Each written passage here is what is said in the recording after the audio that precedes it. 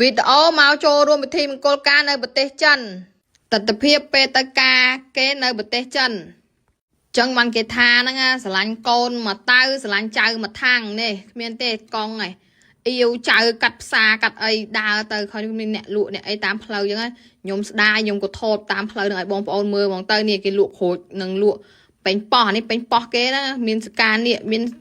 បទាប៉មអីមនុស្សអីមើលគ្រឿងសមុទ្រគ្រឿងអីនិយាយរួមទៅផ្លែឈើគេលក់អាហ្នឹងគេប្រមូលមកពីផ្សារលក់នៅពេលល្ងាចឥឡូវកំពុងឈរចាំបងប្អូនមកយកឡានមកយកហើយរងគ្នាឡើងឡា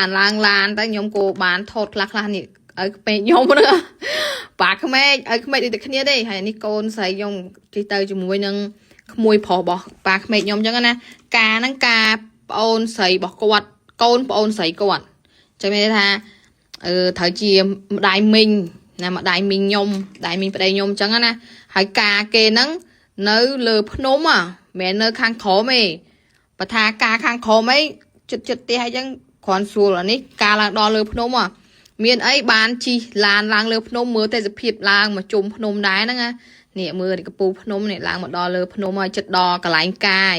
ហើយក៏មានឡានគេនៅលើភ្នំក៏មានមនុស្សរស់នៅច្រើនណាស់នេះបងប្អូនមកដល់កន្លែងការ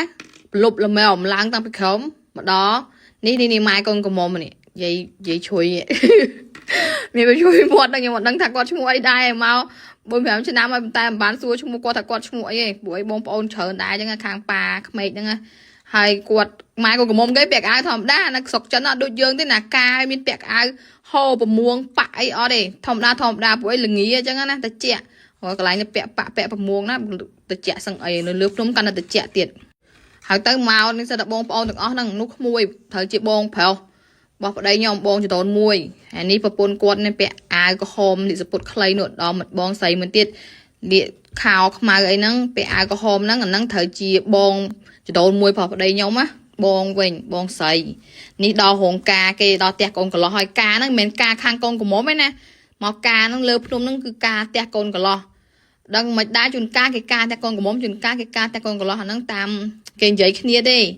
ដល់ហើយនេះភ្ញៀវគេនេះមកឡើងច្រើនតុកដែរការផ្ទះហ្នឹងរៀងច្រើនខ្ញុំថតមិនអស់ទេព្រោះនៅខាងក្រោមនោះទៀតដល់ខ្ញុំថតហ្នឹងខ្ញុំដើរចូលម្ដងខ្ញុំថតរៀងកាត់ដែរដោយសារឯកូនខ្ញុំនឹងប៉ាក្មេងខ្ញុំដើរទៅលឿនអញ្ចឹងហើយអញ្ចឹងខ្ញុំក៏ដើរតាមទៅមិនបានមកថតពេញឲ្យអស់ទេបើសិនជាមកមួយឡោកកងខ្ញុំទៅគ្រាន់មើលកូនអញ្ចឹងខ្ញុំបានថតច្រើននេះកន្លែងឆាកគេថតដូចថា banner នៅស្រុកយើងអញ្ចឹងណាឆាកថតកូនមុំកូនកន្លោះអ្នកភ្ញៀវឯងចង់ថតក៏បានដែរតែយើងមិនថតព្រោះមកចិនហ្នឹងគេមិនសូវខ្វះកោថតទេភាគច្រើនគេមកគេញ៉ាំអីហើយគេទៅផ្ទះវិញរៀងខ្លួនអញ្ចឹងណាហើយពួកខ្ញុំឡើងមកហ្នឹងឡើងទៅជាន់ទី2ព្រោះនៅខាងក្រោមហ្នឹងគេចូលពេញហើយណាមួយយើងខាងស្រីអញ្ចឹងគេមានកន្លែងសម្រាប់ខាងស្រីផ្សេងខាងប្រុសផ្សេងអញ្ចឹងណាដល់ហើយគាត់ត្រូវតម្រូវឲ្យយើងឡើងទៅជាន់ទី2ដើម្បីញ៉ាំអីខ្ញុំឡើងទៅនេះមួកន្លែងទេតាគេបិទគ្មានបិទគ្រប់កម្ម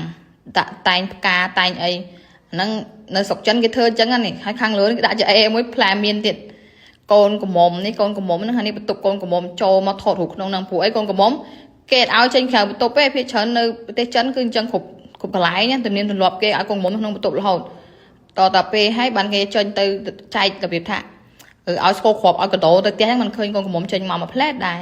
ហើយនេះកូនកំមុំគេអ្នកសំអាងគេកំពុងតែងថតអីចឹងណាអ្នកផាត់មុខនៅចិនហ្នឹងហើយទៅថតចុះឡើងអញ្ចឹងចូលម្ដងម្នាក់